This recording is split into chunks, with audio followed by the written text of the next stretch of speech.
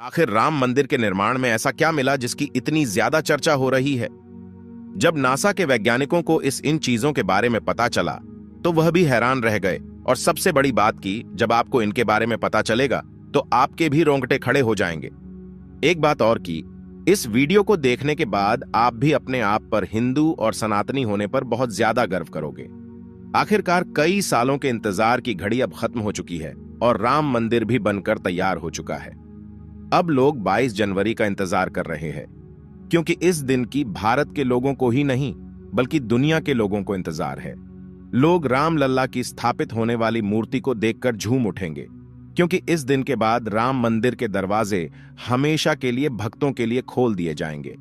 इस मूर्ति को बनवाने के लिए देश के 3 सबसे बड़े मूर्तिकारों को बुलवाया गया है, और जो भी भक्त इस ऐतिहासिक पल को अपनी आंखों से निहारेगा वह जीवन मरण के बंधन से मुक्त हो जाएगा। क्योंकि यह तो आपको पता ही होगा कि 22 जनवरी 2024 को राम मंदिर में रामलाल की मूर्ति की प्राण प्रतिष्ठा होगी। लेकिन यह मंदिर तो बनकर भले ही तैयार क्यों ना हो गया हो, लेकिन इसके निर्माण के समय कई ऐसे चमत्कार हुए हैं, उसे देखकर मंदिर के पड़ती समेत कई लोग दंग रह गए हैं। यहां तक इन चीजों को देखकर नासा के वैज्ञानिकों ने तो अपना सर ही पकड़ लिया है, और तो और वह एक ऐसी गहरी सोच में पड़ गए हैं कि मानो उन्होंने कोई भयानक चीज देख ली हो। आज की इस वीडियो में हम राम मंदिर के बनते वक्त हुए उन चमत्कारों और रहस्यमयी चीजें के बारे में आपको बताएंगे, जिसे सुनकर शायद आप भी यकीन ना कर पाओ।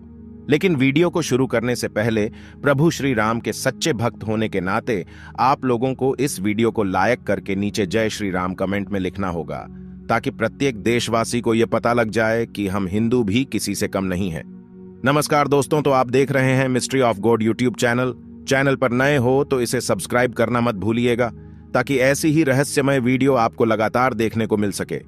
आपको बता दें कि जब यहां मंदिर निर्माण का काम चल रहा था तब एक 1200 खांभों की ड्राइंग तैयार करवाई गई और अमेरिका से एक विशिष्ट वैज्ञानिकों की टीम को बुलवाया गया, ताकि वे इसका निरीक्षण करके होने वाली हर एक कमियों को दूर कर दे और राम मंदिर की शान में 4 चांद लगा दे। लेकिन जैसे ही राम मंदिर के निर्माण के वक्त वहां की धरती को खुद गया, तब उस धरती से एक ऐसी वस्तु निकली कि उसे BCC देखकर सभी के होश उड़ गए। और उसे चमत्कारी और दिव्या वस्तु ने न सिर्फ उन वैज्ञानिकों के होश उड़ाए बल्कि भारत सरकार को भी हिलाकर रख दिया, जिसके बाद तुरंत एक कमेटी बनाई गई और उसकी जांच के लिए लगा दी। लेकिन उसके बाद कुछ ऐसा हुआ कि वे सभी भी प्रभु श्री राम के भक्त बन गए।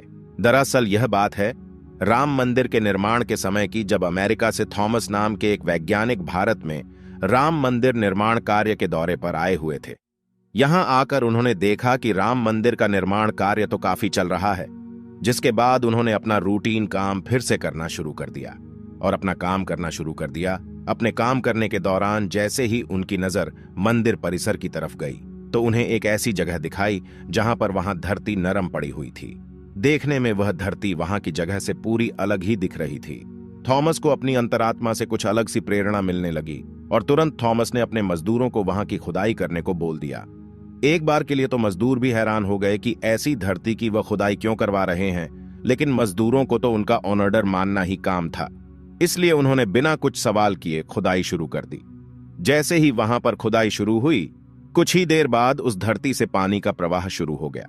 उस बहते हुए पानी को देख खुदाई करने वाले मजदूर परेशान हो गए, क्योंकि पानी के अंदर खुदाई करना मुश्किल ही नहीं बल्कि नामुमकिन सा हो जाता है। लेकिन जब इस पानी का सर्वेक्षण किया तो पता चला है कि यह पानी तो पास ही में बह रही सरयू नदी का पानी है। वे लोग यह समझ नहीं पाए कि यह माता सरयू का आशीर्वाद है कि वह खुद राम मंदिर की निर्माण में सहयोग कर रही थी। इस पानी ने सभी वैज्ञानिकों को एक गहरी सोच में धकेल दिया। वे यह सोचने लग गए कि अगर ऐसे ही पानी निकलता रहा तो जहां एक भव्य मंदिर का निर्माण कैसे हो पाएगा, क्योंकि एक पानी वाली सतह पर मजबूत मंदिर बनवाना कोई हंसी खेल की बात नहीं थी। उस समय सभी के दिमाग में एक ही बात थी कि सरयू नदी का मंदिर की भूमि के नीचे मिलना कोई चमत्कार है या फिर कोई कुदरत का करिश्मा, यह कोई भी नहीं जानता था। आखिरकार जब कोई भी समाधान नहीं मिला, तब सभी मिलकर श्री राम से प्रार्थना करने लगे, क्योंकि जाहिर सी बात थी जब तक वो माता सरयू के पानी की धारा बंद नहीं होगी तब तक आगे का काम शुरू नहीं किया जा सकता था। लेकिन अगले ही दिन श्री राम ने उनकी पुकार सुन ली और माता सरयू का पानी स्वतः ही बंद हो गया और एक बार फिर राम मंदिर का निर्माण कार्य जोरों शोरों से शुरू हो गया। और यह काम इस कदर चला कि अब यहां अपने अंतिम छोर पर पहुंच चुका है, या यूं कहें कि यह पूरा तैयार ही हो गया है और 22 जनवरी को यहां श्री राम की प्राण प्रतिष्ठा भी की जाएगी। यह मंदिर इतना भाव बना है कि इस देखने के लिए भारत सरकार ने यहां पर एक अंतर्राष्ट्रीय हवाई अड्डा भी बनवाया है, ताकि देश और दुनिया के लोग सीधे ही यहां पर आ सके और इसे देख सकें। यह मंदिर तो आप कभी भी देख सकते हैं, लेकिन अब सवाल यह है कि जब पुराने समय में यहां पर राम मंदिर था, वह कैसा दिखता था, जिसे तोड़कर बाबर ने बाबरी मस्जिद बनाई थी। उसे राम मंदिर का निर्माण आखिर किसने किया था? क्योंकि यह रहस्य आज तक सीमित लोगों को ही पता है, ज्यादातर लोगों को इसके बारे में कुछ भी मालूम नहीं है। तो चलिए आज मैं आपको इसका पूरा रहस्य इस वीडियो के माध्यम से बता देता हूं, तो बने रहेगा हमारे साथ वीडियो में एंड तक। आखिर उस समय भगवान राम की नगरी अयोध्या को किसने बनाया था?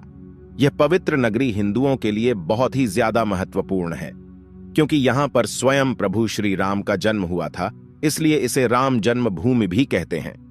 इतिहासकारों के अनुसार कौशल प्रदेश की प्राचीन राजधानी अवध को कालांतर में अयोध्या और बौद्ध काल में साकेत कहा जाने लगा। अयोध्या मूल रूप से मंदिरों का शहर था। हालांकि यहां खुदाई के वक्त आज भी हिंदू, बौद्ध एवं जैन धर्म से जुड़े मंदिरों के अवशेष देखे गए, जिसमें खंभों से लेकर हिंदू आकृतियां बनी हुई थीं। अयोध्या नगरी में होने का वर्णन भी वाल्मीकि रामायण में मिलता है। कहते हैं कि भगवान श्री राम के जल समाधि लेने के पश्चात अयोध्या कुछ काल के लिए उजाड़ सी हो गई थी, लेकिन उनकी जन्मभूमि पर बना महल वैसे का वैसा ही था। भगवान श्री राम के पुत्र कुश ने एक बार पुण्य राजधानी अयोध्या का पुनर्निर्माण कराया। इस निर्माण के बाद सूर्यवंश की अगली 44 पीढ़ियों तक इसका अस्तित्व आखिरी राजा महाराजा बृहदबल तक अपने चरम पर रहा। कौशल राज बृहदबल की मृत्यु महाभारत युद्ध में अभिमन्यु के हाथों हुई थी। महाभारत के युद्ध के बाद अयोध्या उजड़ सी हो गई, मगर श्री राम जन्मभूमि का अस्तित्व फिर भी बना रहा। इसके बाद यह उल्लेख मिलता है कि ईसा के लगभग 100 वर्ष पूर्व उज्जैन के चक्रवर्ती सम्राट विक्रमादित्य एक दिन आखेट करते करते अयोध्या पहुंच गए। थकान होने के कारण अयोध्या में सरयू नदी के किनारे एक आम के वृक्ष के नीचे वे अपनी सेना सहित आराम करने लगे। उस समय यहां घना जंगल हो चला था, कोई बसावट भी यहां नहीं थी। महाराज विक्रमादित्य को इस भूमि में कुछ चमत्कार दिखाई देने लगे। तब उन्होंने खोज आरंभ की और पास के योगी व संतों की कृपा से उन्हें झांत हुआ कि यह श्री राम की अवध भूमि है। उन संतों के निर्देश से सम्राट ने यहां एक भव्य मंदिर के साथ ही कूप, सरोवर, महल आदि बनवाए। कहते हैं कि उन्होंने श्री राम जन्मभूमि पर काले रंग के कसौटी पत्थर वाले 84 स्तंभों पर विशाल मंदिर का निर्माण करवाया था। इस मंदिर की भव्यता देखते ही बनती थी। विक्रमादित्य के बाद के राजाओं ने समय समय पर इस मंदिर की देखरेख की। उन्हीं में से एक शुंग वंश के प्रथम शासक पुष्यमित्र शुंग ने भी मंदिर का जीर्णोद्धार करवाया था। पुष्यमित्र का एक शिलालेख अयोध्या से प्राप्त हुआ था, जिसमें उसे सेनापति कहा गया है तथा उसके द्वारा 2 अश्वमेध यज्ञों के किए जाने का वर्णन है।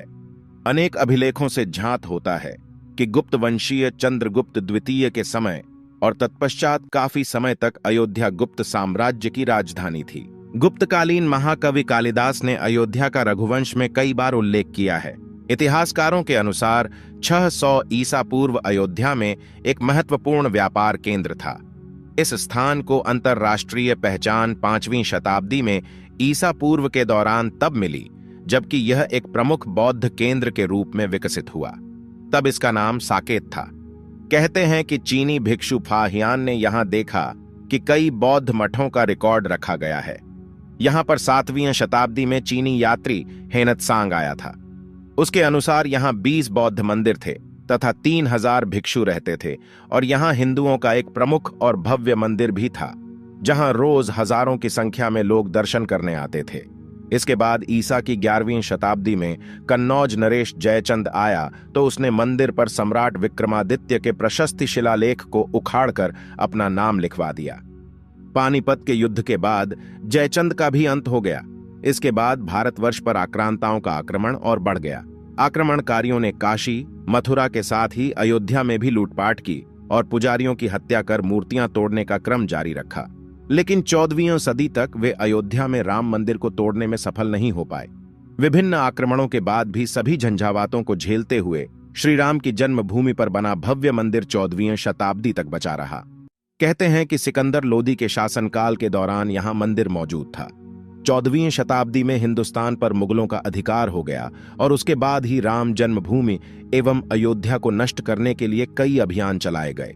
अंततः 1527 से 28 में इस भव्य मंदिर को तोड़ दिया गया और उसकी जगह बाबरी ढांचा खड़ा किया गया।